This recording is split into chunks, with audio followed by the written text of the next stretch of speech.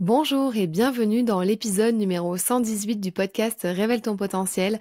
Je suis ravie de vous retrouver pour une nouvelle interview de podcast. Aujourd'hui, j'ai eu le plaisir et la chance d'interviewer Jérémy Coleman de la société Coleman Publishing. Aujourd'hui, Jérémy, il aide les coachs notamment et les thérapeutes à développer leur entreprise et à passer au niveau supérieur. Il a plusieurs programmes, il a plusieurs accompagnements de coaching pour aider les personnes qui vendent des prestations de services à créer leurs offres, à trouver leurs premiers clients et à avoir des entreprises qui sont automatisées et qui ont un développement commercial puissant. Jérémy, vous allez voir, il a un franc-parler, il a des convictions personnelles à nous partager et j'aime beaucoup sa façon de voir les choses, de voir l'entrepreneuriat, de voir le développement d'une activité et du mindset. Je pense que cette interview va pouvoir vous apporter beaucoup de valeur si aujourd'hui vous avez besoin d'un coup de motivation, d'un coup de boost ou d'un coup de pied aux fesses. C'est le bon moment d'écouter cette interview avec Jérémy qui n'a pas sa langue dans sa poche. Je vous souhaite une très belle écoute et n'hésitez pas, comme d'habitude, à nous envoyer un petit mot sur les réseaux sociaux pour nous dire que cette interview vous a plu et vous a apporté full valeur.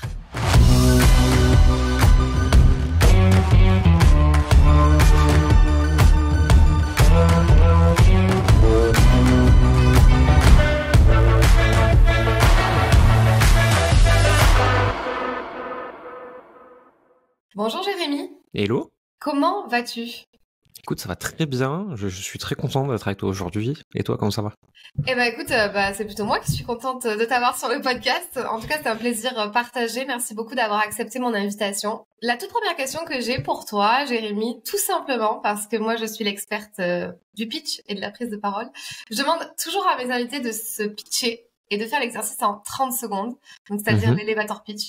Qui es-tu et que fais-tu ? Est-ce que tu peux déjà répondre à cette toute première question ? Ouais, bien sûr. Je m'appelle Jérémy Coleman, j'ai 35 ans, je suis entrepreneur depuis 15 ans maintenant, peut-être même un peu plus. Et aujourd'hui, depuis 3 ans, j'ai une entreprise qui s'appelle Coleman Publishing et on aide les indépendants à développer leur activité avec des systèmes aussi simples que possible. Très bien, très clair, bravo. Ça fait même moins de 30 secondes, tu aurais pu rajouter peut-être un call to action ou je ne sais pas. Après, en fait, j'adapte, si tu veux, ce pitch en fonction de mon interlocuteur. Et plus mon interlocuteur est de mon secteur, plus je rentre dans le détail. Moins il est de mon secteur, moins je rentre dans le détail. Là, c'était un truc un peu généraliste que je t'ai répondu. Et à côté de ça, si je suis dans un endroit où ils savent pas ce que c'est l'accompagnement, le business en ligne, toutes ces choses-là, je veux dire oui, je fais de la formation marketing, vous savez. Et j'adapte le pitch à l'interlocuteur parce que, sinon c'est pas la peine, quoi. Je suis d'accord. Bon, là, en tout cas, tu peux faire ton pitch habituel dédié aux entrepreneurs puisque je pense que les 3/4 des personnes qui écoutent le podcast Révèle ton potentiel sont déjà en train d'entreprendre. Donc, tu peux adapter ton pitch pour ça aujourd'hui. Ensuite, j'ai 3 petites questions aussi pour apprendre à se connaître un peu plus. Tu les interprètes comme tu as envie. Et tu me réponds vraiment de la façon dont tu le souhaites. La toute première, ça serait si je te donnais 10 millions d'euros sur ton compte en banque personnel, là, maintenant, tout de suite. Qu'est-ce que tu ferais avec ? J'achète ma résidence principale dans la région de France où je suis, où c'est très très cher. Comme ça, je suis peinard, j'ai un toit sur la tête, je m'emmerde pas, j'ai la maison que je veux exactement comme je veux, ou je la fais construire, j'en sais rien, tu vois. Le reste, avec de l'argent perso, franchement, je saurais pas trop quoi en foutre. Parce qu'à part la résidence principale, l'argent perso, bon, m'en fous un peu. Mon train de vie, il est pas démesuré. Donc je pense que je le foutrais dans une société pour derrière aller faire de l'investissement dans des médias, dans d'autres entreprises, dans des projets de gens que j'aime bien, etc. Mais l'argent perso, moi, en dehors vraiment de là où je vis, qui est important et qui peut coûter très cher si tu kiffes un peu, comme c'est mon cas, le reste, je mange normalement, je m'habille normalement, je suis pas en train de vie démesuré, tu vois.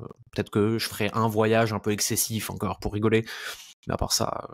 Mais après, du coup, est-ce que tu utiliserais cet argent aussi pour l'investissement, soit aussi personnel, formation, te faire coacher, investissement, IMO, et puis bourse, des choses comme ça ou Ouais, bien sûr.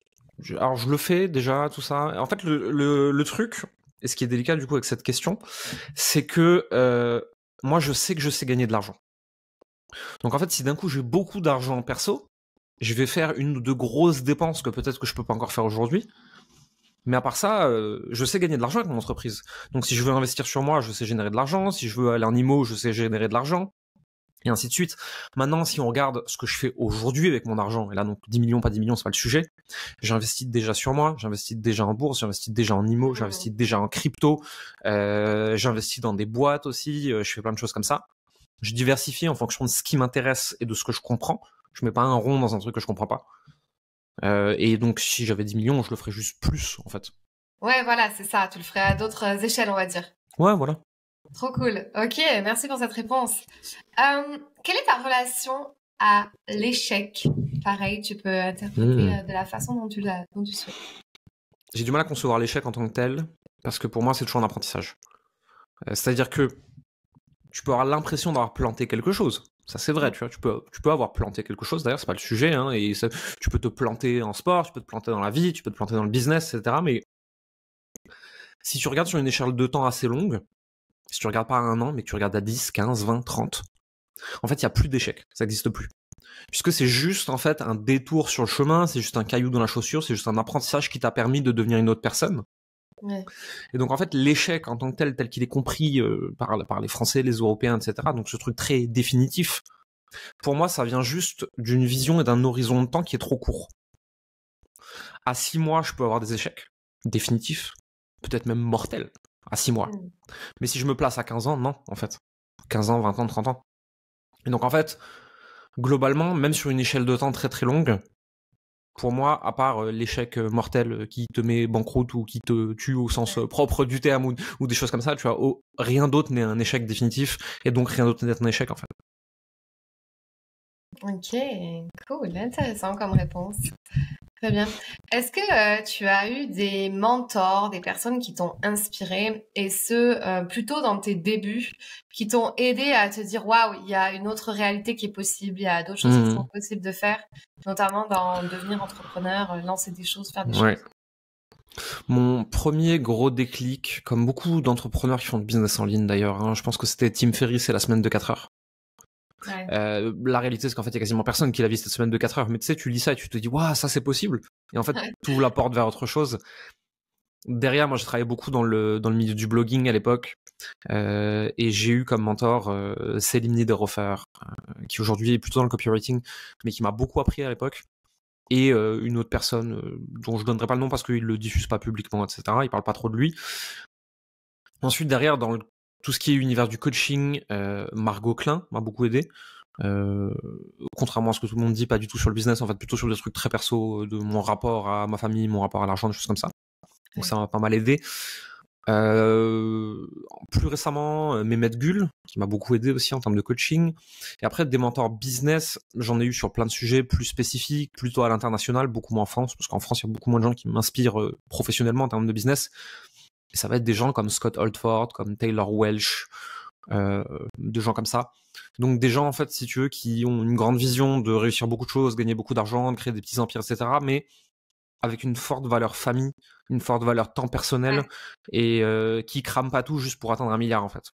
Ouais, et après, j'ai plein de gens qui m'ont inspiré, quoi.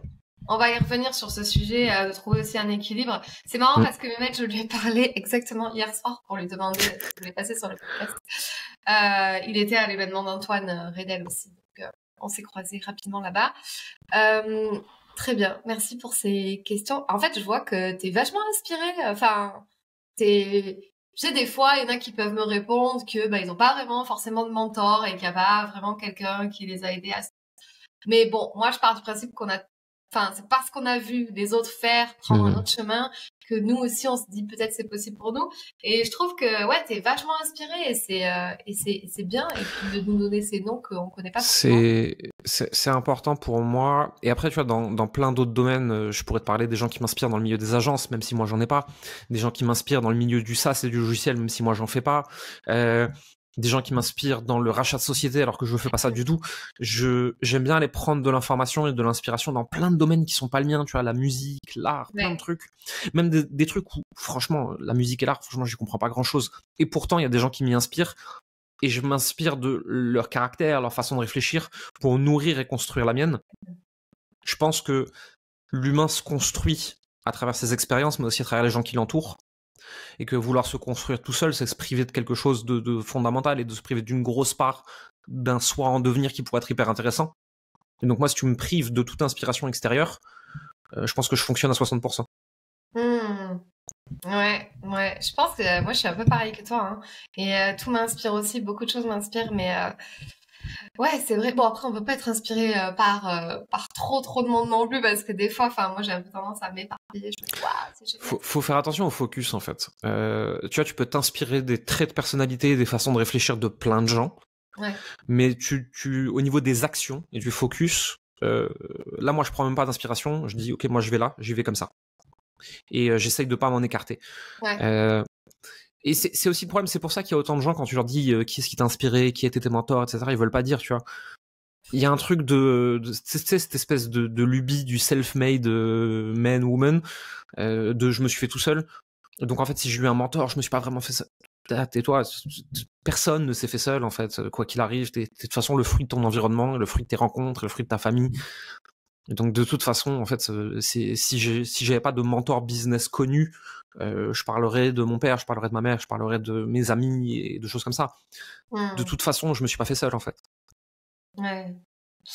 Ouais, je vois exactement ce que tu veux dire et c'est très bien dit. Et moi, je pense un peu pareil que toi, donc très bien. Pour avancer un petit peu dans le podcast, Jérémy, dis-nous en Mhm. fait, dans les grandes lignes, peut-être comment t'en es arrivé à faire ce que tu fais aujourd'hui. Je sais aussi qu'à des moments dans ta vie d'entrepreneur, t'as peut-être eu des réajustements de Mhm. comment t'allais avancer, ton business plan, enfin ton business model, etc. Tu l'as fait Ouais. évoluer. Tu as travaillé avec des gens. Au début, tu étais seule. Mais je sais que depuis le début, tu as quand même une ligne directrice sur ce que tu as envie d'atteindre. Tu as aussi un franc-parler et c'est aussi pour ça qu'on te connaît un petit peu dans le milieu des coachs aussi. Et dis-nous un peu, ouais, cette évolution peut-être dans les grandes lignes sur le début, mais Mhm. où t'en es aujourd'hui surtout. Ok.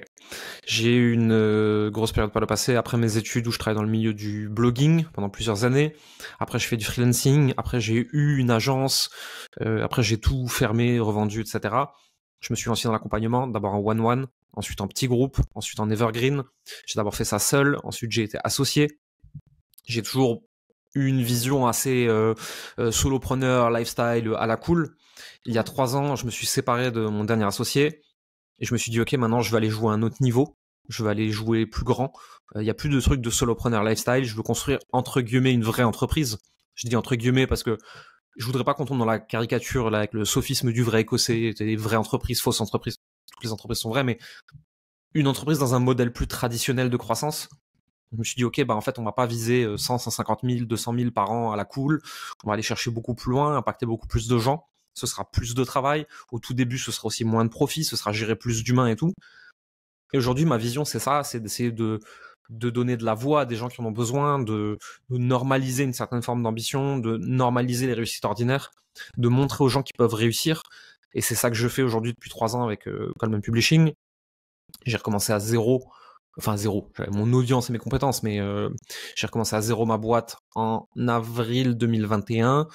Aujourd'hui, on est à peu près 18 personnes dans l'équipe, on accompagne 200 clients par an, on a accompagné 500, 600 depuis le début, et c'est que le début de l'aventure encore. Trop bien. Donc du coup, tu les accompagnes exactement, enfin, à faire quoi? Donc on parle plutôt des entrepreneurs. Si tu Ouais, devais résumer dans les grandes lignes, quelle est la c'est promesse entre guillemets? c'est des entrepreneurs, majoritairement des coachs, même si on a de plus en plus aussi de thérapeutes, de freelance, de solopreneurs, de consultants qui viennent chez nous. On les aide à développer leur activité, à savoir, on va définir cible, niche, offre. Ensuite, on va les aider à créer de l'audience. On va les aider à exposer leur audience à leur contenu, leur personnalité, qui ils sont. On va leur apprendre à vendre, mais vendre version 2023-2024, hein, pas la vente agressive dégueulasse d'avant. Vendre version donner envie d'acheter. Ensuite, on va leur apprendre à avoir une présence média, entre guillemets, donc YouTube, Instagram, etc., plus forte pour asseoir leur marque personnelle. Ça, c'est ce qu'on fait avec les gens qui sont au stade, entre guillemets, débutant, à savoir des gens qui font moins de 10K par mois de chiffre d'affaires. Et derrière, on a des programmes pour des gens qui veulent aller plus loin, pour passer d'artisan à entrepreneur, avec ce qu'on appelle l'entreprise automatisée. Et là, on va leur apprendre à mettre des systèmes en place, à mettre des équipes en place, et à aller chercher de la croissance à plus grande échelle. Mais globalement, on fait, si on doit vulgariser, je fais de la formation marketing business mindset pour des indépendants qui veulent développer leur business, aller chercher de la croissance sans bousiller leur vie personnelle en chemin. Ok, belle promesse.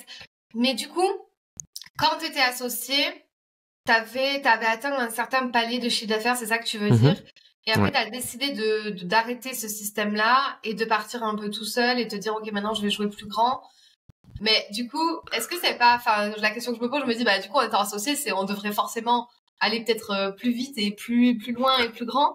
Ouais. Qu'est-ce qui s'est passé, mais entre guillemets, qu'est-ce qui a Je pêché peux, dans ce je peux, modèle-là? peux t'expliquer. Déjà avec mon associé, on n'avait pas la même vision pour le futur, c'est pour ça qu'on s'est séparés. Lui, il voulait continuer à avoir un business qui prend très très peu de temps, qui fait pas des chiffres d'affaires stratosphériques, mais qui ramène 80-90% de profit. Et en fait, c'est une typologie de façon de développer son entreprise très solopreneur qui fait que tu es à 90% de profit, mais c'est difficile d'aller faire plus que 200-250 000 par an en fait, avec cette façon de faire. Et si tu veux aller plus loin, il faut commencer à réfléchir à tes sources de trafic, il faut commencer à recruter, il faut commencer à déléguer, il faut commencer à structurer. Donc tu fais moins de profit et tu travailles plus, surtout au début, tu vois. Après ça revient, mais au début c'est ça. Et cet associé, il voulait pas ça. Et c'est là que je différencie lifestyle business et business traditionnel en croissance. Lifestyle business va très vite bloquer entre 100 et 300 000 par an, mais tu es à 80% de profit. Alors qu'une entreprise qui a comme envie, comme volonté de faire de la croissance, tu la structures différemment, tu peux aller beaucoup plus loin. Au début, tu fais très peu de profit et ensuite, tu en fais de nouveau de plus en plus. Et c'est ça le distinguo entre les deux. Et mon ancien associé, il voulait rester dans la première partie. Moi, je voulais plus, j'avais d'autres ambitions. C'est pour ça qu'on s'est séparés. Et moi, je suis allé jouer à un autre jeu plus grand, qui va plus loin, qui demande aussi plus de travail, etc. Ok, et tu as commencé à t'entourer petit à petit, c'est ça? Tu Mhm. as commencé à apprendre quoi? D'abord des gens qui travaillaient avec toi pour t'aider, des freelances, ou d'abord Ouais. des coachs pour justement, parce que tu dis que tu étais en evergreen, donc ça veut Mhm. dire que tu vendais un programme et il y avait quand même du coaching dedans, mais tu pouvais pas coacher tout le monde non plus, ou? Exactement. Quand j'ai commencé à m'entourer, j'ai commencé d'abord par tout ce qui était comptable, administratif, juridique, SAV. Tous ces trucs-là que je supporte pas, mais qui font qu'une entreprise est solide et stable ou elle ne l'est pas. Donc en fait, Ouais. c'est les premières personnes que j'ai recrutées. Ensuite, derrière, il y a plusieurs façons de faire. Globalement, une fois que tu as délégué ce pôle-là très opération, il reste ton pôle vente, ton pôle marketing, ton pôle produit. Produit, chez nous, c'est coaching, forcément. Et la question, c'est qu'est-ce que tu aimes le plus, où est-ce que tu es le meilleur, où est-ce que tu es le plus à l'aise, et donc qu'est-ce que tu délègues en premier. Moi, le coaching, je suis pas coach, moi, en fait. Tu peux me mettre dans la catégorie mentorat ou consultant, mais je suis pas coach. Donc, je me suis bien rendu compte que donner des stratégies à mes clients, je savais faire, mais les aider à se débloquer, c'était pas mon métier, en fait. Donc, j'ai recruté des coachs pour le faire. C'est la première chose que j'ai fait. Ensuite, quand on a augmenté en volume, j'ai dû recruter des personnes pour m'aider à la vente, parce que je pouvais pas prendre tous les appels tout seul. Et aujourd'hui, je commence seulement à recruter des gens pour m'accompagner sur le marketing. Ok, donc ouais, tu dis t'es pas coach parce que toi t'es plus la position de mentor ou Mhm. même de consulting. Ouais, même plus consultant que mentor, parce que je sais créer une stratégie pour une entreprise. Mais je suis pas coach parce que déjà, je suis pas formé au coaching. Et formé, c'est pas obligé d'être une grosse école diplômante, on s'en fout, mais généralement, j'ai aucune formation d'accompagnement de l'humain, moi. Donc, quelqu'un qui arrive chez moi bloqué avec ses émotions, machin, etc., je sais pas Ouais, mais quoi faire avec ça, moi. est-ce que tu crois que c'est vraiment important d'avoir ce diplôme de coach, tu sais, genre que tout le monde dit ah bah On genre s'en fout du diplôme. il a même pas ce diplôme, mais je pense qu'à ton stade, tu es quand même capable de débloquer quelqu'un en voyant aussi bah, ce Ouais. qui bloque chez lui, et même ça peut être une problématique mindset, tu vois ce que je veux dire? Mm. Je suis capable si je l'ai déjà expérimenté. Ouais, Parce que je n'ai pas d'outils pour le faire, vu que je n'ai pas de formation. Quand je ouais, dis formation, tu sais, moi, c'est pas diplôme, je m'en fous, moi. C'est être ouais, formé à une méthodologie ouais, d'accompagnement. Et foncièrement, si demain, tu es capable de t'inventer une méthodologie d'accompagnement, ça pourrait suffire, tu vois. ouais. Pour moi, c'est pas un diplôme de coach, j'en ai rien à foutre de ça. J'ai Non, vu des gens ouais, diplômés qui étaient très nuls et des gens pas diplômés qui étaient très forts. c'est ça. Juste, j'ai pas d'outils, moi, pour débloquer un humain si je suis pas passé par ce qu'il est passé. Et c'est la Ouais, différence entre coaching et mentorat. Le ouais. coaching peut accompagner n'importe qui à n'importe quoi. Le mentorat ne peut accompagner que ce que tu as déjà vécu. Donc Hmm. c'est en ça que je te dis que je suis pas coach, c'est-à-dire que une personne qui traverse exactement le même truc que moi, qui a les mêmes émotions que j'ai eues, qui a les mêmes problèmes que j'ai eus et que j'ai résolus, je peux d'un point de vue de mentor le débloquer parce que je sais par quoi il passe et je sais qu'est-ce qui m'a aidé. Hmm. Mais quelqu'un qui arrive avec un truc que je connais pas, que je comprends pas, j'ai pas d'outils pour l'aider cette personne-là. Ouais. C'est pour ça que j'ai recruté des personnes qui eux ont des outils pour débloquer les autres. Ouais, ouais, je suis d'accord. Après, tu sais, moi, j'ai remarqué un truc, c'est que quand même, au tout début, dans un stade de cheminement personnel, ouais, tu dois faire ton protocole de coaching et arriver à débloquer une situation avec la formation que tu as, les questions que tu poses, etc. Mais arrive au bout d'un moment où finalement tu connais aussi tellement bien ta cible et puis c'est souvent les mêmes profils qui viennent chez toi, que c'est tout le temps les mêmes questions aussi qui reviennent et que tu prends vite la position de mentor. Enfin, en tout cas, moi, c'est ce qui s'est passé chez moi. Ok, des fois, je fais des protocoles de coaching pour débloquer des situations que, voilà, je suis chez une cliente, mais maintenant, j'ai beaucoup plus le rôle de mentor et ça s'est dessiné automatiquement. Et je pense qu'on vient chercher ça chez toi, en fait. On vient surtout chercher ta position de mentor, non? Ça dépend, en fait. Il y a aussi un truc qui vient se jouer là-dedans, si tu veux, c'est quand tu passes dans la compétence inconsciente. Et forcément, avec la croissance, au bout d'un moment, tu y passes. Il y a des choses, je les ai tellement fait, et je les sais depuis tellement longtemps, que c'est un espèce de truc complètement logique dans mon inconscient que je suis plus capable d'expliquer. Ouais. Et est-ce que tu veux apprendre à conduire avec le meilleur moniteur d'auto-école de France, ou est-ce qu'avec un pilote de F1? Le pilote de F1, quand lui il est au volant, il sait comment faire pour pas taper un mur à 300 km/h, mais il sait pas te dire comment le faire. Parce que pour lui, c'est logique. Et en fait, moi, j'ai commencé à sortir du coaching et à être là plutôt au-dessus d'un point de vue stratégique quand il y a des clients qui sont venus me poser des questions où la réponse était tellement logique pour moi depuis tellement longtemps que mon réflexe intérieur, c'est de dire non mais t'es con ou quoi, c'est évident. Sauf qu'en fait, non, la personne, elle est pas con et c'est pas évident. C'est juste que pour moi, c'est devenu évident depuis trop longtemps. Donc, je suis plus la bonne personne pour le transmettre. Et donc là, il faut des strates intermédiaires, des personnes qui sont plus proches de mes clients, pour qui c'est pas encore dans la compétence inconsciente, c'est dans la compétence consciente, et qui vont pouvoir vraiment les aider. Ouais, ça fait trop sens. Bah, c'est ça aussi. Pourquoi on est expert dans notre sujet? C'est comme moi avec mon histoire de pitch. Bah, tu sais pas écrire un pitch? Bah, non. Bah, d'accord. Alors, je vais t'apprendre. Mais parce que pour moi, il y a des choses logiques, tu vois, dans, quand il faut écrire un pitch et la structure est pour moi est totalement logique et normale, mais ça s'apprend. Je suis d'accord. Et du coup, toi, tes clients qui arrivent vers toi, donc ils ont plusieurs problématiques comme tu disais. Ils ont genre la problématique du début, un peu comment on pose les fondations, et après tu accompagnes aussi les entrepreneurs à passer d'autres leviers, d'autres choses. Et en fait, est-ce que tu accompagnes des clients d'un bout à l'autre? Enfin, genre ils peuvent suivre tous tes accompagnements, ou à chaque fois tu fais rentrer plutôt dans un niveau, quoi, dans un level?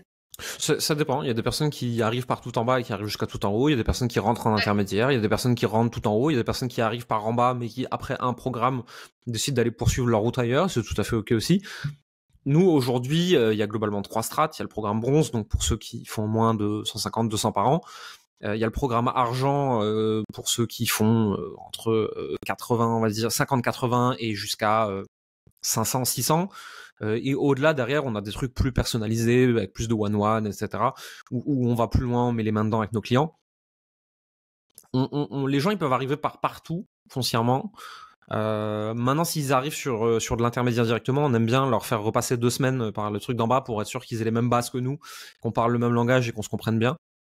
Ça dépend des personnes, parce que, tu sais, il y a des personnes qui arrivent par le premier programme, le niveau 1, entre guillemets. Et en fait, quand elles arrivent à la fin de ce niveau 1, elles gagnent très bien leur vie en faisant un métier qu'elles aiment. Et en fait, elles n'ont pas du tout envie d'aller monter une grosse boîte, de scaler, de déléguer, de processiser. Bah, qui suis-je pour leur dire qu'elles ne devraient pas être heureux juste en faisant leur métier et faisant 5000 balles par mois? Donc en fait, ces personnes-là, on va pas chercher à les amener sur le programme du dessus, si elles sont heureuses avec ce qu'elles ont. Après, tu as des personnes qui veulent créer une plus grosse entreprise, et nous, on sait les accompagner. Okay. Et globalement, moi, je peux donner des conseils à des gens.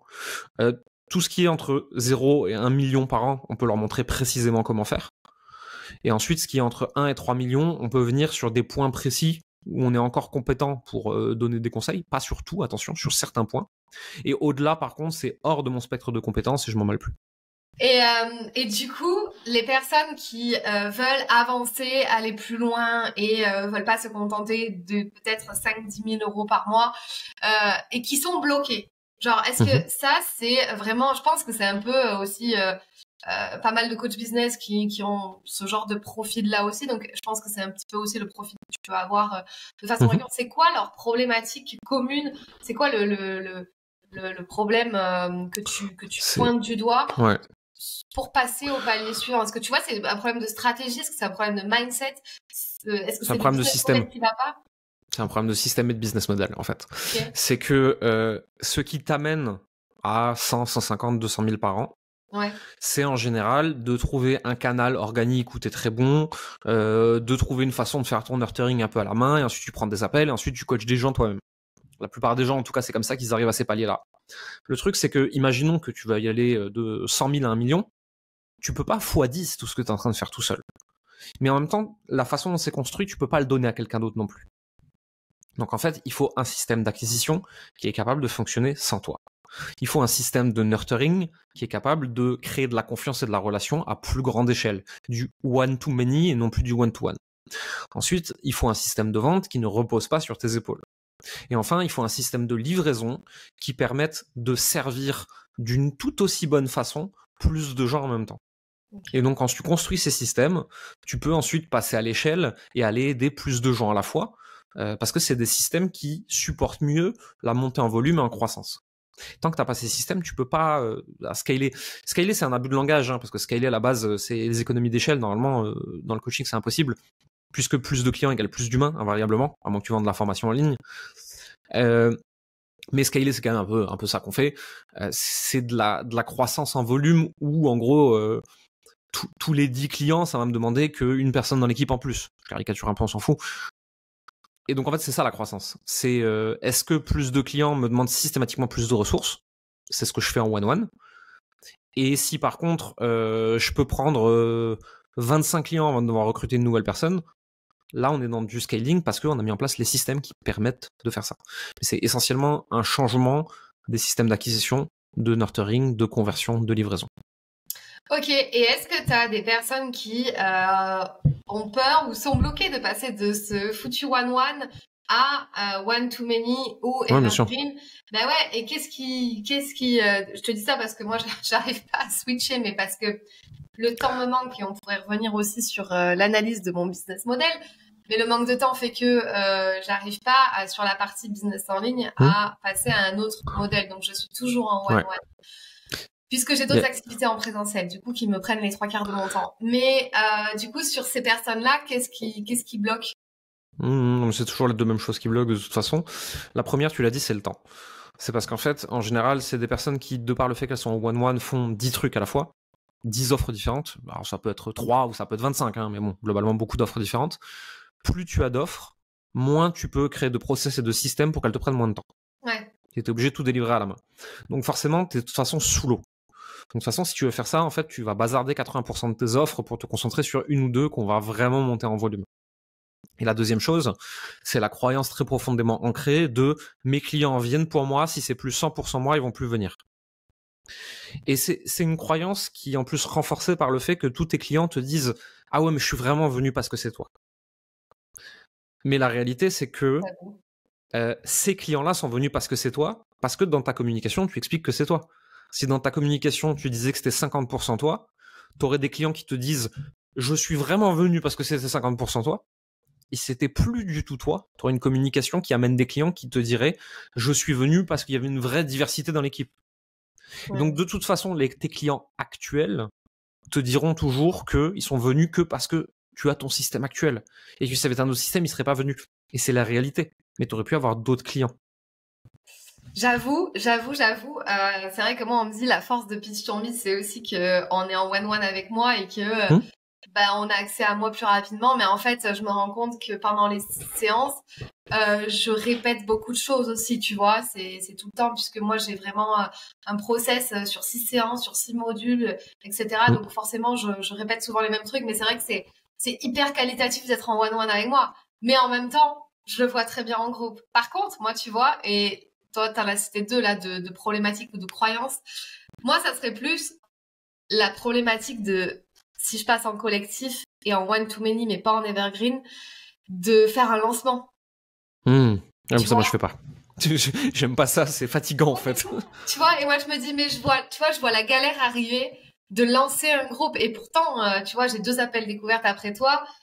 Je peux très bien mettre les 2 personnes qui arrivent dans un groupe, en fait, tu vois, et constituer un groupe au 1er janvier sans vraiment faire de lancement. Mais en fait, genre, ce truc-là, je pense que c'est parce que j'ai pas changé ma communication et qu'elles viennent pour moi et pour mon one-one. Mais tu vois, je pense qu'il y en a beaucoup qui bloquent aussi, un petit peu comme moi, sur la partie, enfin, je sais que ça va me prendre du temps et je l'ai pas, la partie technique, il faut faire un lancement, il faut, tu vois. T'es pas obligé de faire de lancement. Moi, je connais des personnes qui font les mêmes chiffres que moi, qui font des gros lancements. Il y en a qui font tous les 2 mois, il y en a qui font une fois dans l'année, il y en a qui font toutes les 2 semaines, peu importe. Moi, je fais pas de lancement en fait, jamais. Et tous les systèmes qu'on transmet à nos clients, c'est de pas en faire. Après, s'ils ont quand même envie d'en faire, ils peuvent. Ça fait des gros afflux de cash, ça demande beaucoup de boulot, mais ça fait des gros afflux de cash, c'est toujours sympa. Mais moi, je veux un truc qui fonctionne de la même façon toute l'année. Ouais. En fait, moi, je fonctionne que en evergreen. J'ai toujours fonctionné quasiment que en evergreen parce que les gros lancements me foutent des bouffées d'angoisse et parce que, imaginons que tu fasses un lancement annuel. Ouais. Ok, donc tu joues ton année sur un lancement. Déjà, en réalité, ton lancement, c'est 5 mois de boulot avant, 1 mois de boulot après. Mais imaginons maintenant que ton gros lancement de l'année qui joue ton année, il était prévu pour mars 2020. Qu'est-ce qui se passe ? Tu fais quoi ? Tu fais le dépôt de bilan, tu refais un lancement qui te prend 6 mois en fin d'année, quand les gens ils sont encore plus le nez dans le caca. Enfin, moi ce truc en fait, ça met beaucoup trop de risques sur mon entreprise vis-à-vis d'éléments extérieurs que je ne contrôle pas. Donc en fait, je fais que de l'evergreen moi. Et du coup, en evergreen, donc on rentre quand on veut. Et on est accompagné par tes coachs qui sont là tout le temps aussi également. Ouais. Moi sur nos programmes evergreen, sur le programme bronze, t'as 6 coachs plus 3 customer care. Et moi, je fais encore des masterclass très régulièrement dedans. Et sur le programme du dessus, le programme argent, en fait, on est actuellement 1, 2, 3, 4 coachs, avec pareil des permanences de coaching régulières, l'accès à des coachs référents, etc. Et là, j'interviens encore directement dedans parce que j'ai encore un vrai edge à être là toutes les 2 semaines. Mais de toute façon, dans tous nos programmes, nos clients, ils ont accès à ma façon de penser, ils ont accès à ma façon de travailler, ils ont accès à mes stratégies, ils ont accès à moi, etc. En fait, c'est juste que c'est pas moi qui délivre des choses où je ne suis pas essentiel. Ouais. C'est ça la différence. Et un programme evergreen, c'est de te demander, ok, mon client, il veut passer de A à B. Pour ça, de toute façon, ils vont tous avoir besoin de 1, 2, 3, 4, 5, 6. Il se trouve que 1, 2, 3, c'est la même théorie pour tout le monde. Oui. Bon, on fait des vidéos et on met un coaching de groupe pour qu'ils puissent poser leurs questions. Ensuite, 4, 5, il y a très peu de cas particuliers quand même. On met des vidéos, mais là on met des one-one avec des mentors pour les aider à se débloquer. Et 6, c'est très très essentiel que ce soit avec moi, donc je m'occupe personnellement de 6. Sauf qu'en fait là, tu viens de réduire ta charge de boulot de 80%. Et donc tu peux prendre beaucoup plus de gens. Mais toi, tu es toujours présente, mais tu es présente là où c'est utile. Et pas là où c'est confortable. C'est pas la même chose. Exactement, ouais. Très intéressant. Et je pense que ça va aider beaucoup de personnes qui sont en mode de comment je fais pour basculer aussi. Juste un exemple pour finir avec ça. Moi, j'aime bien cet exemple par rapport à tout ce qui est comment tu gères ta maison chez toi, tu vois. Surtout que moi, je vais avoir un enfant bientôt, donc c'est un truc qui m'obsède un peu plus. Mon enfant à venir, que je sois là à son réveil, à son coucher, pour manger avec, c'est important. Tu vois, il y a un vrai truc qui se joue, que ce soit moi et pas quelqu'un d'autre. Est-ce que ce soit moi qui lui ai fait les courses ou quelqu'un d'autre, ça change quelque chose pour le gamin? Est-ce que le fait que ce soit moi qui ai nettoyé le biberon ou quelqu'un d'autre, ça change quelque chose? On s'en fout, le but c'est qu'il soit nettoyé. Il n'y a aucun avantage dans la vie à ce que ce soit moi qui l'ai fait. Et en fait, c'est pareil pour un système evergreen.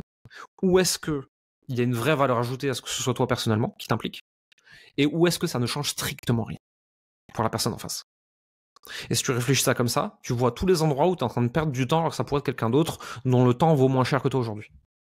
Ouais, je vois. C'est bien de faire des exemples comme ça. C'est aussi ta force de prendre des exemples très concrets pour qu'on comprenne bien. Ce sujet-là, c'est un gros sujet de toute façon. Enfin, dans tous les entreprises, c'est un peu le sujet. Pourquoi t'as décidé, toi, de mettre en compte, de prendre en compte, la place de la vie, en fait, personnelle dans le développement de business? Je vois que c'est important pour toi. Comment tu vois les choses à ce niveau? Malgré que j'ai l'impression que, t'aimes bien, je pense, voyager, faire des petits trucs, mais t'as pas, enfin, tu vois, je suis ultra casanier. Ouais, voilà. Je suis ultra casanier. Ouais, c'est ça. Du coup, vas-y, dis-moi. Je traîne en jogging dans mon lit en regardant Netflix, moi. Je suis ultra casanier. J'aime bien voyager, j'aime bien rencontrer des gens, etc. Mais j'aime bien une semaine. Ensuite, je vais rester 1 mois et demi chez moi tranquille. Ah ouais. Non, en fait, si tu veux, c'est plutôt, ça vient d'une réflexion de, comme beaucoup de gens qui font du business, mon tempérament naturel, c'est de bosser 16 heures par jour et de me dire que je vais atteindre 10 milliards. Bah ouais. La réalité, c'est que j'ai eu la chance plus jeune de croiser des gens qui avaient fait ces choix de vie-là et qui avaient 50, 60, 70 ans, qui avaient gagné beaucoup d'argent, qui travaillaient énormément, etc. Et en parlant avec eux, je me suis bien rendu compte qu'en fait, ils avaient des regrets, ils n'étaient pas très heureux. Et donc en fait, même si mon enclin naturel, c'est le toujours plus, je me rappelle toujours de ça et je me bats contre moi-même, si tu veux, pour me dire, rappelle-toi, ils étaient malheureux à la fin. Et donc en fait, c'est de trouver le juste milieu entre ta vie et tes ambitions. Parce que c'est pas tes ambitions qui t'ont rendu heureux à la fin. Ce qui te rend heureux, c'est d'accomplir des choses et de progresser. Mais tu peux progresser un tout petit peu moins vite, un tout petit peu moins fort, en rajoutant des contraintes. Alors quand je dis contraintes, c'est pas négatif. Hein. C'est les contraintes, c'est ce qui vient créer la créativité, si tu veux. C'est-à-dire, au lieu de dire je veux faire 10 millions, je veux faire 10 millions en ne travaillant que 5 heures par jour. Et en fait, ces contraintes-là t'obligent à garder une certaine qualité de vie et à pas tomber dans des dérives du toujours plus qui ont l'air marrantes sur le coup, mais je suis à peu près sûr que dans 40 ans, je les aurais regrettés. Ouais. Et j'essaye de pas avoir de regrets. Et puis même, en fait, juste, j'ai plus de 18 ans, j'ai pas l'énergie de travailler autant. Traîner à la maison avec ma femme, avec mes copains, aller faire du sport, me promener, ou juste traîner dans mon lit en matant les Simpsons avec une glace, c'est des trucs qui me font kiffer, en fait. Genre, vraiment, j'aime ça, quoi. Est-ce que j'aime ça parce que mon cerveau, il est bousillé à la dopamine? Peut-être, hein. Mais en ce moment, j'aime ça. Et donc, en fait, j'ai envie de le faire. Et donc, je suis OK dans certaines périodes de bosser énormément. Ouais. Mais il faut pas que ce soit la norme. Et en fait, si tu veux, mon année, tu vas avoir 3 types de périodes. Tu vas avoir les périodes de rush. Je bosse 15 heures par jour. Limite, je mange pas et j'enchaîne. Tu as les périodes normales où je bosse 4-5 heures dans la journée. Et tu as les périodes calmes où là, si je travaille 30 minutes par jour, c'est beaucoup. Ah ouais. Et ces 3 périodes s'alternent dans l'année, en fait, selon les phases de croissance, selon les phases de consolidation, selon la saison et mon envie personnelle, selon mon humeur, selon plein de choses, en fait. Et je vis ces 3 phases chaque année.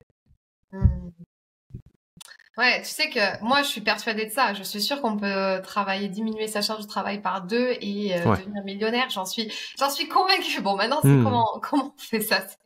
C'est bien, mais j'en suis convaincue. Donc, la croyance, elle est pas à lever. Mais par contre, chez beaucoup de mes clientes, c'est clairement ça. Elles me disent, mais Fanny, mais déjà, pour faire ce que je fais là, je travaille 3 fois trop. Comment je fais pour justement, c'est revoir le business model, remettre des process en place et tout ce que tu disais aussi. Ouais, et en dehors de ça, je suis en train de lire un livre là qui est intéressant qui s'appelle 10x is better than 2x. Donc x10 est meilleur que x2 en gros. Et en fait, plus on veut faire très très grand, moins on travaille en temps effectif en fait. Ouais, c'est ça. Si tu regardes en fait le travailler plus pour gagner plus, c'était très juste avant la révolution industrielle, hein, où factuellement tu travaillais à l'usine et en fait si tu veux gagner plus, il faut faire plus d'heures, point. Puis ensuite il y a eu Internet. Donc en fait Internet, au tout début de ma carrière, je fais un post, ça touche 3 personnes. Tout à la fin de ma carrière, je fais un post, ça touche 3 millions de personnes. J'ai passé le même temps à faire ce post, probablement moins d'ailleurs. En fait, c'est de comprendre que il y a des endroits où tu as des effets de levier, le média, l'argent, le travail des autres en l'occurrence, en recrutant, hein, le code, le logiciel, tout ce que tu veux, tu as des endroits où tu as des effets de levier, et ces effets de levier font que, avec un input, une action qui prend 1, tu arrives à sortir 10. Ouais. Il faut trouver où sont tes effets de levier, et c'est ça qui fait que tu peux obtenir plus sans faire plus. Ouais, et au fur et à mesure, tu vas carrément obtenir plus en faisant moins. Et moi, il y a un truc que j'aime bien faire avec mes clients, je l'avais fait sur un événement il n'y a pas très longtemps. Je demande à quelqu'un quel est ton objectif de chiffre d'affaires. Et je crois que la personne me répond 60 000 cette année. Et je la regarde, je fais pourquoi pas 60 millions. Et là, son cerveau, il bug, tu vois. Court-circuité. C'est fait exprès, hein, c'est un pattern interrupt. Parce que si elle veut faire 60 et que je lui dis 120, elle va s'imaginer faire 2 fois plus que ce qu'elle avait prévu, elle arrive à l'envisager, donc elle va juste travailler beaucoup plus. Si du 60 millions, elle se rend bien compte qu'elle peut pas travailler 1000 fois, 10 000 fois plus. Et donc en fait, il va falloir trouver autre chose comme réflexion. Ouais. Donc ça te pousse à réfléchir avec plus de créativité et plus de contraintes pour trouver des nouvelles façons de faire plus. Je suis d'accord. J'ai challengé une cliente l'autre jour qui me dit qu'elle veut faire le même chiffre d'affaires l'année prochaine. Je lui dis, mais avec ce que tu travailles là déjà, et comment tu t'es cramé cette année-là pour faire la même chose. Mais en fait, vise beaucoup plus et essayer d'en faire moins, en fait. Il y a que 2 options en fait d'une année sur l'autre, hein, quand t'es entrepreneur. Soit tu vises plus de chiffre d'affaires en bossant pareil, soit tu vises le même chiffre d'affaires en bossant moins. Ouais, c'est ça. Ensuite, ça dépend pourquoi t'optimises. Est-ce que t'optimises pour l'argent ou pour le temps? Les deux sont des bonnes réponses. Hein. Que tu gagnes au moins quelque chose au passage. Le fait que tu passes dans pas mal de podcasts, et notamment dernièrement, t'es passé chez Oussama, c'est ça? Ouais, ça fait. Ouais, je suis passé dans l'épisode 1 de À ta santé. Ah oui, mais parce qu'il l'a publié, il l'a pas publié, il l'a publié un petit peu après, non, je crois. Il l'a Attends. publié au moment où on enregistre, ça doit faire 2 mois, un truc comme ça. Ouais, voilà, c'est ça. Est-ce que tu trouves que ça t'a fait gagner peut-être en visibilité des gens qui t'ont découvert et qui du coup se sont rapprochés de toi? C'est une question que je me pose sur l'audience qu'ils ont aussi, Mm. Oussama et d'autres entrepreneurs, par rapport à toi, par exemple. Est-ce que ça t'a fait gagner ou le fait de passer tout simplement aussi dans les podcasts, qu'est-ce que t'en penses? En fait, il y a plusieurs choses qui se jouent ici. Il y a la visibilité, il y Ouais, a la crédibilité et il y a le chiffre d'affaires. Globalement, passer dans des très gros podcasts comme ça, à court terme, n'a jamais augmenté mon chiffre d'affaires. Ça ok, augmente un peu ma visibilité, mais beaucoup de gens qui ne me connaissaient pas et donc qui me découvrent et qui sont plus critiques envers mon travail.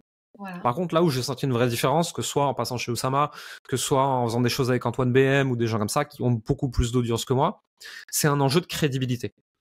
À D'accord. savoir, vu que je suis en discussion avec des gens qu'ils respectent et qu'ils admirent, d'un coup, moi qui regardais de loin comme si j'étais le pignouf du village, d'un coup c'est ah en fait Jérémy c'est un mec sérieux. Moi je fais exactement le même travail la veille et le lendemain, il y a rien qui a changé. Mais vu que j'ai discuté avec quelqu'un qui respecte, d'un coup je suis plus respectable. Et Ouais. donc en fait ça a changé ma perception en termes de crédibilité pour beaucoup de gens qui sont pas de mon univers. Maintenant derrière en termes de chiffre d'affaires, de visibilité, etc. Oui ça joue un peu, mais c'est pas non plus stratosphérique. Tu vois. C'est surtout un enjeu de crédibilité je trouve. Et tu sais, Margot, elle s'est fait interviewer aussi par où c'est bon, elle a les critiques parce qu'elle partage beaucoup ses chiffres d'affaires. T'en penses quoi, tiens, Mmh. d'ailleurs, justement de ça, elle le fait beaucoup et puis maintenant elle commence à essayer de, enfin, elle s'en fout de plus en plus finalement des critiques qu'elle reçoit, notamment sur LinkedIn, des commentaires.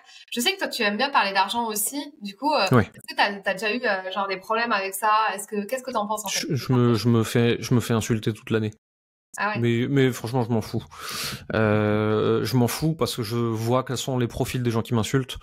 Et Jean, communiste, altermondialiste, anti-système, qui estime que l'argent c'est mal, forcément, quand je lui explique que j'ai fait 1,5 million cette année, ça lui fout le chakra en bordel, tu vois. Et les autres gens qui m'insultent un peu, c'est Pimprenel, je vis dans la forêt, de toute façon, on a besoin de se nourrir que d'herbe. Ok, y a pas de problème non plus. Tu vois, juste, en fait, c'est des gens, on ne devrait pas être confrontés les uns aux autres. Parce que moi, j'ai le droit de parler d'argent, mais c'est normal que quand eux, ils ont construit toute leur identité contre ça, bah, ça leur fout le chakra en bordel quand ils me voient, tu vois. Et après, je suis un homme, et c'est triste ce que je veux dire, mais du coup, on m'emmerde moins quand je parle de pognon. Ouais, c'est ça. Et qu'est-ce que t'en penses du coup de ça? Enfin, tu trouves pas qu'on est un peu en retard en France? Enfin, on est un peu à Si, la ramasse sur ce truc-là, même rien que la notion d'argent juste. Et en toute plus, l'Europe. quand t'es une femme et que tu parles d'argent.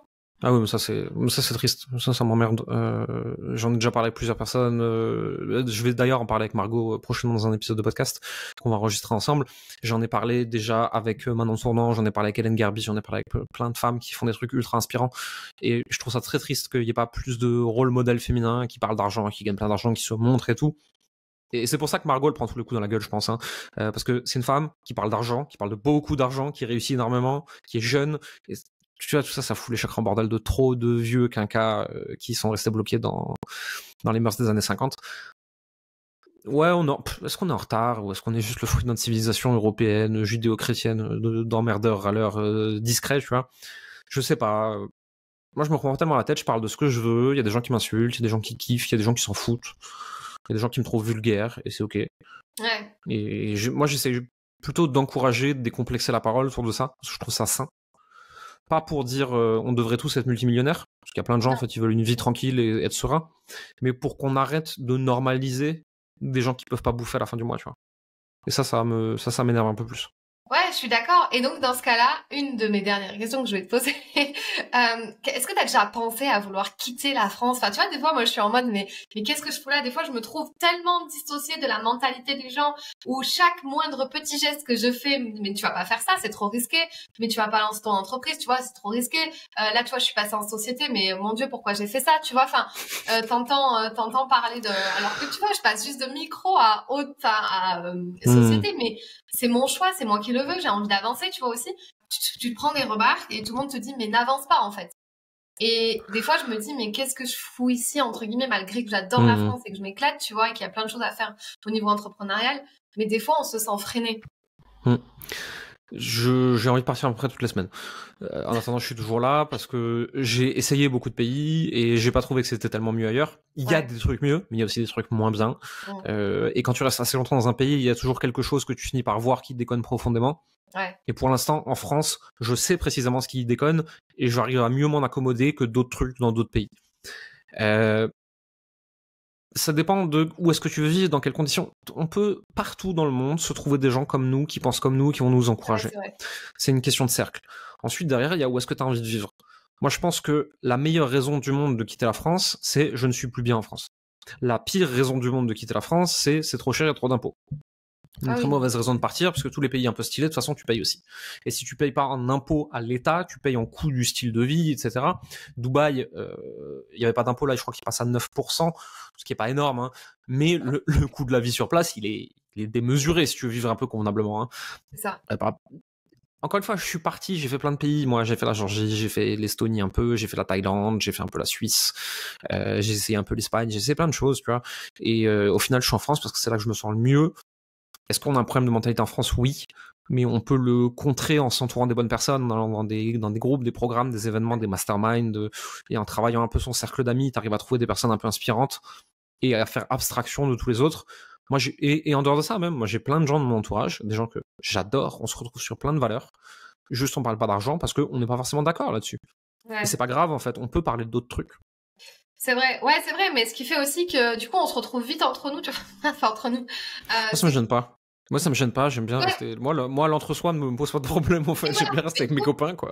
On se retrouve vite entre nous et ce qui fait que du coup, l'avalanche de critiques et de non, c'est pas vrai et non, c'est pas possible, faut pas les croire et de toute façon, Margot, elle est sur OnlyFans et tout le monde le sait. Enfin, tu vois, en gros, les gens restent aussi dans leur bulle et dans leur truc à eux et ça fait, alors que si on s'ouvrait tous un peu plus, enfin, moi, je sais qu'au quotidien, je parle avec plein de gens et des gens qui entreprennent pas du tout et ils m'inspirent à leur façon, tu vois.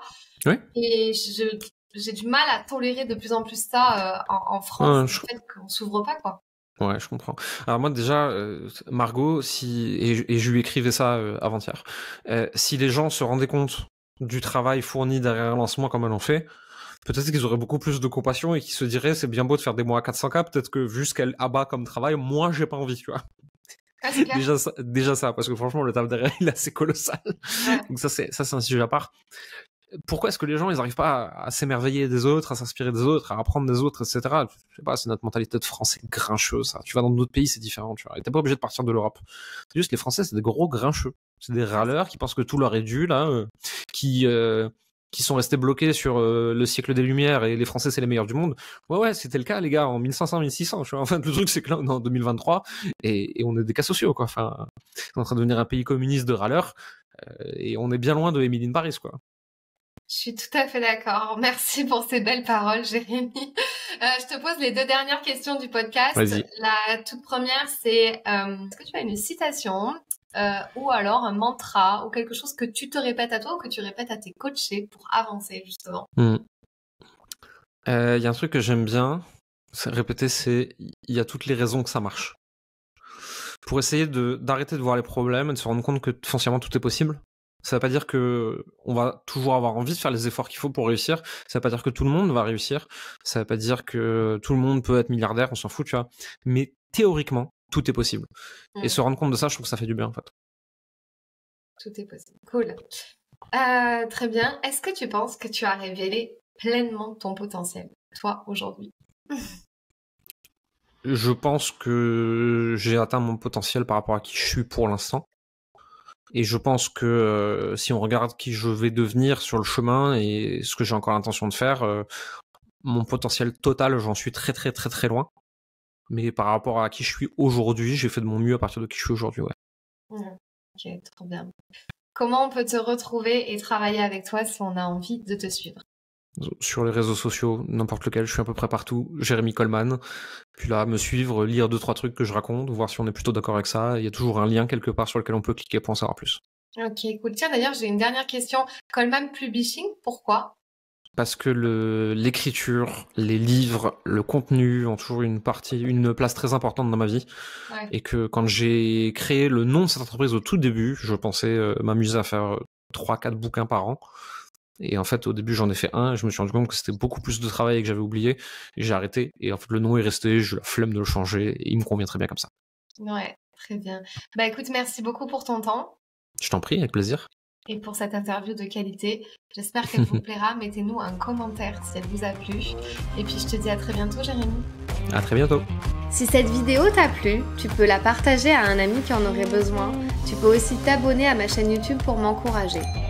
Tu peux me retrouver sur tous les réseaux sociaux sous le nom de Fanny l'Esprit Coach. Tu peux me poser toutes les questions que tu souhaites et aussi me donner des sujets que tu aimerais que j'aborde. Je te dis à très vite dans une toute nouvelle vidéo.